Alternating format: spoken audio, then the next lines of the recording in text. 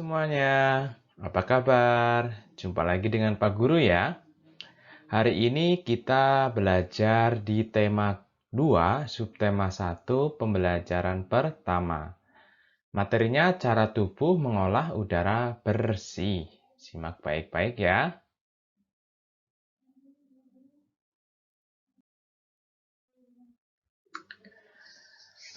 Cara tubuh mengolah udara bersih. Perhatikan gambar berikutnya. Di situ ada kandang kambing. Dan ada juga bebek, ayam, ya. Itu adalah seorang peternak.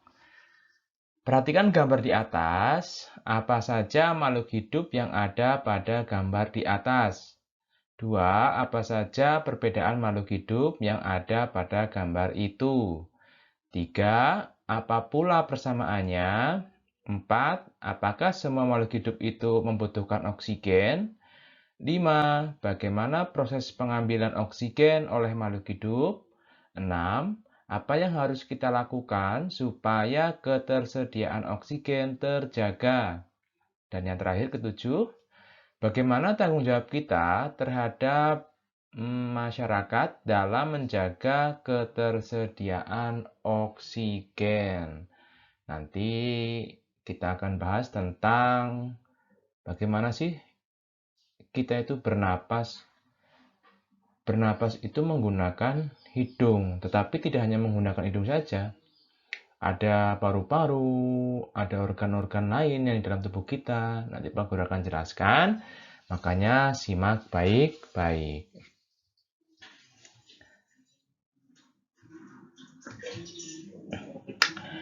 Kita awali dengan kata tanya. Tadi kita lihat ya, bahwa di pertanyaan-pertanyaan itu ada kata-kata tanya. Ada apa, bagaimana, berapa, dan sebagainya. Kata tanya itu apa sih? Pak Guru akan jelaskan ya. Kata tanya selalu diikuti dengan tanda tanya pada akhir kalimat. Tahukah kalian tanda tanya? Ya, tanda tanya itu yang seperti kayak lengkung itu ya, kayak pancing ikan ya. Itu tanda tanya. Kata tanya biasanya terletak di awal sebuah kalimat tanya. Kata tanya seringkali diikuti atau ditambahkan dengan imbuhan akhiran kah, seperti apakah, siapakah, di manakah, kapankah, dan lain sebagainya. Kata tanya dalam bahasa Indonesia terbagi atas 7 jenis, antara lain kata tanya apa, siapa, kapan, dari, mana, ya itu bisa disambung ya, di mana, kemana, dari mana, itu satu jenis. Berikutnya, mengapa.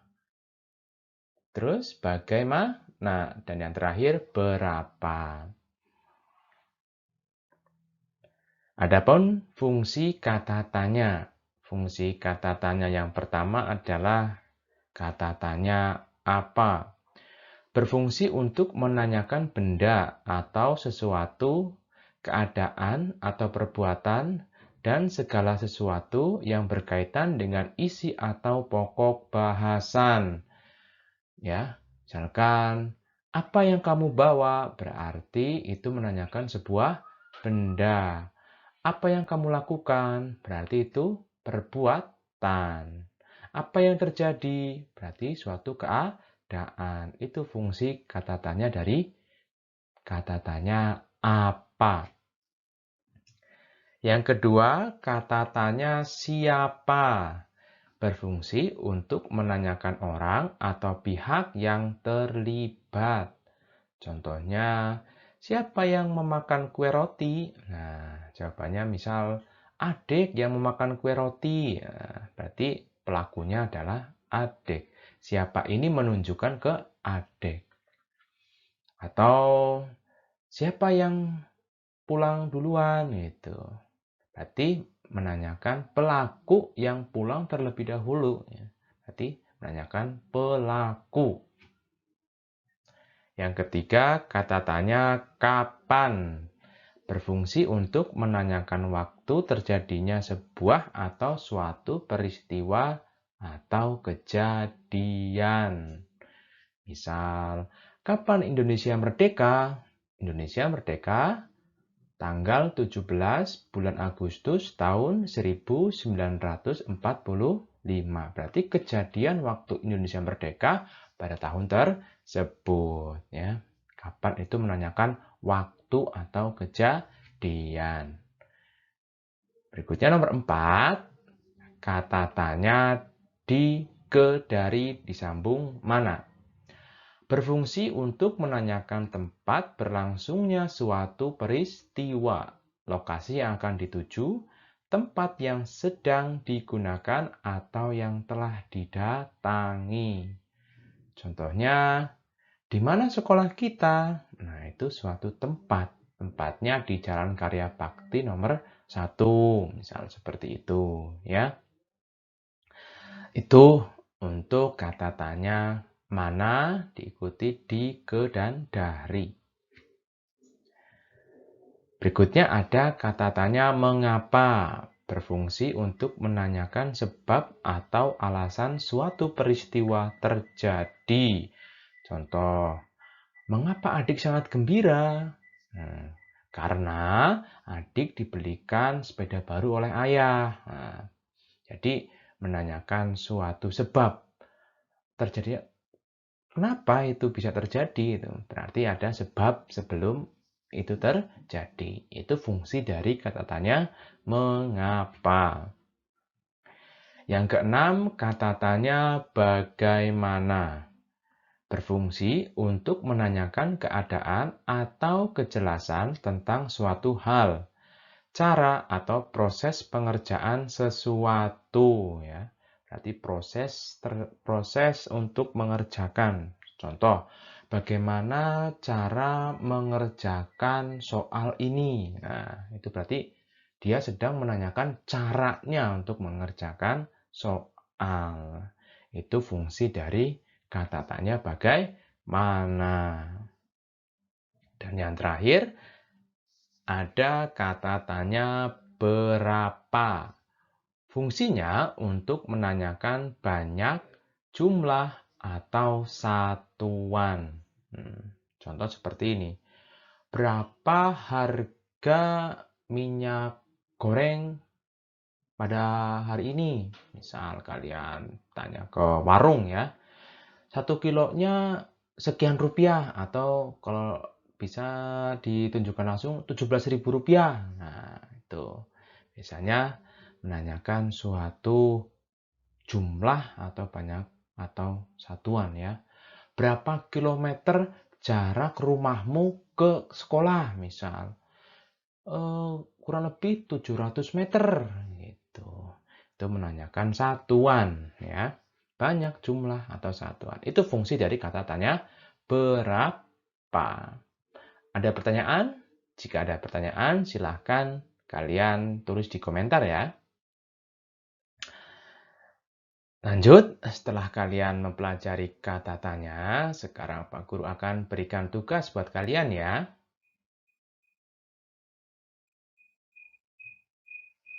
Nah, Pak Guru akan bacakan teksnya. Dayu dan ikan hias. Dayu memelihara banyak ikan hias berjenis ikan mas koki. Ikan-ikan hias itu dipelihara dalam sebuah akuarium. Setiap hari Dayu memberi makan ikan-ikannya.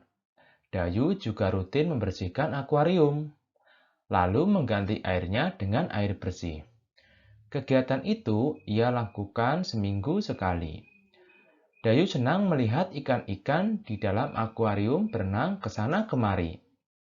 Dayu memperhatikan saat mulut ikan-ikan itu terbuka dan menutup.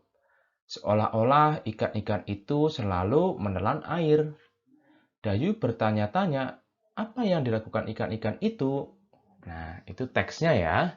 Sekarang pertanyaannya. Yang pertama, apa nama jenis ikan hias yang dipelihara oleh Dayu ya? Kemudian, siapa yang memelihara ikan hias?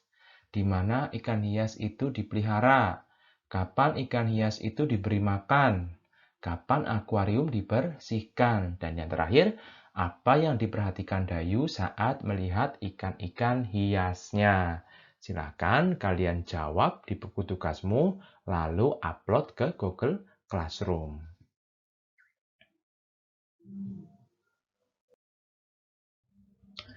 Baik anak-anak, kita masuk ke materi berikutnya yaitu pernapasan pada hewan. Nah, simak baik-baik ya. Apakah hewan-hewan itu bernapas? Tentu, mereka juga sama seperti kita.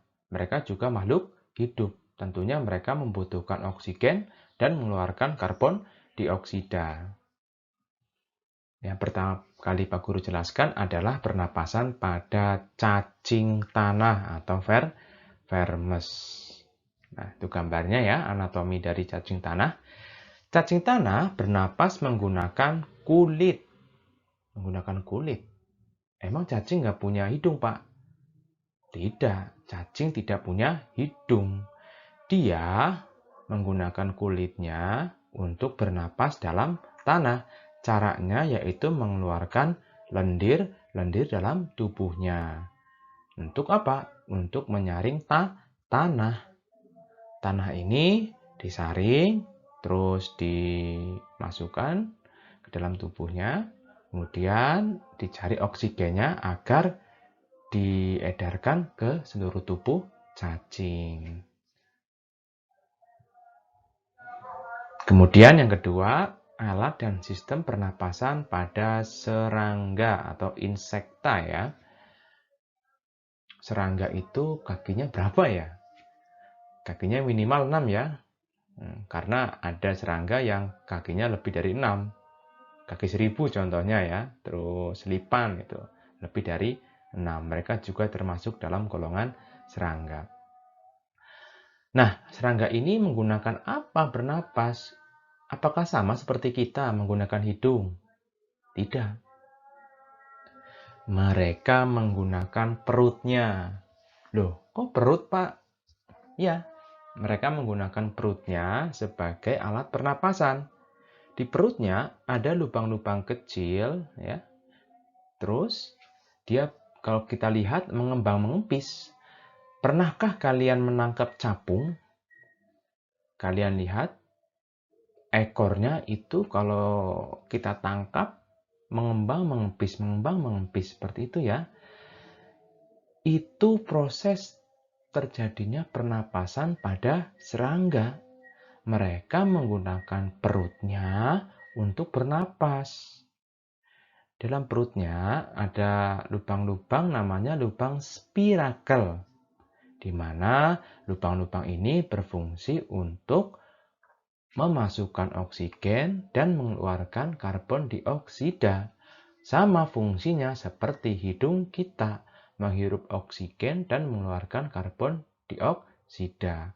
Makanya serangga itu nggak punya hidung, punyanya mulut, mata, tapi nggak punya hidung, soalnya hidungnya di perut. Nah, atau nama lainnya trakea. Berikutnya nomor 3, alat pernapasan pada ikan. Masih ingat cerita Dayu tadi? Dayu melihat ikan, kemudian ikannya itu mangap-mangap ya, atau membuka menutup mulutnya.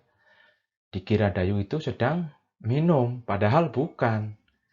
Ikan itu sedang bernapas. Perhatikan di layar. Ya, itu ikannya kan buka nutup mulutnya ya. Itu bukan minum. Dia itu sedang bernapas. Menggunakan apa? Ya, namanya insang. Insang ini berada di sebelah pipinya ikan ya. Di sebelah pipinya ikan. Di dalam insang ada yang namanya filamen insang. Filamen insang inilah yang menyaring oksigen di dalam air, kemudian masuk ke pembuluh darah. Terus oksigennya diedarkan ke seluruh tubuh. Itu pernapasan pada ikan. Apakah ada hewan lain selain ikan itu bernapasnya menggunakan insang? Ada, yaitu berudu atau anak katak. Anak katak bernapasnya juga menggunakan insang. Tetapi ketika dewasa, insang ini bukan lagi menggunakan kecebong ini bukan lagi menggunakan insang bernapasnya ya. Nah, nanti Pak Guru akan jelaskan alat pernapasan pada katak. Keempat, yaitu alat dan sistem pernapasan pada hewan amfibi atau katak ya, yang lompat-lompat itu. Nah, katak ini istimewa. Dia memiliki dua organ alat pernapasan.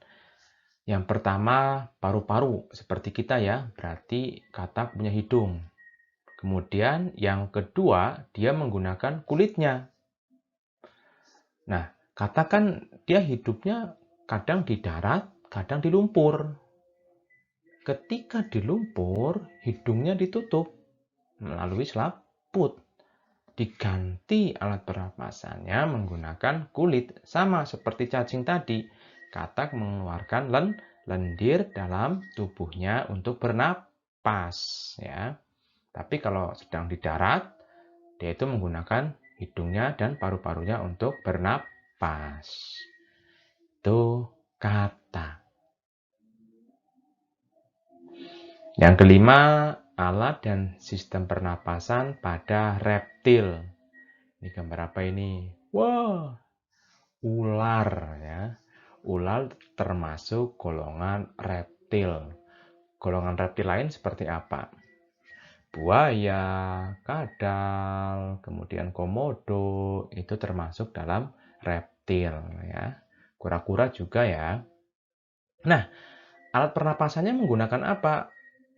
Ya, dia menggunakan paru-paru. Berarti dia memiliki hidung. Sama seperti manusia. Dia menggunakan paru-paru. Berikutnya, alat dan sistem pernapasan pada burung. Nama lainnya aves ya. Burung ini kalau terbang apa nggak capek ya? Terbang jauh tanpa bertengger di pohon. Apakah dia nggak kecapean gitu? Nah, Pak Guru akan jelaskan ini. Burung selama bertengger di ranting, dia menghirup oksigen sebanyak-banyaknya ke dalam perut. Nah, di dalam perut ada yang namanya kantong udara atau nama lainnya pundi-pundi udara. Ketika terbang, pundi-pundi udara inilah yang bekerja sebagai alat pernapasan pada burung. Makanya burung kalau terbang tidak kecapean, ya. Berbeda dengan manusia. Karena alat pernapasan manusia tidak memiliki yang namanya pundi-pundi udara atau kantong-kantong udara. Lalu ada alat dan sistem pernapasan pada mamalia. Mamalia ada dua ya. Ada mamalia di darat, ada mamalia di air. Contoh mamalia di darat seperti kambing, kuda, sapi ya. Kalau di air, lumba-lumba dan paus ya. Mereka sama-sama hewan yang menyusui. Terus cara mereka bernapas bagaimana? Ternyata mereka bernapas sama seperti kita, yaitu menggunakan paru-paru ya.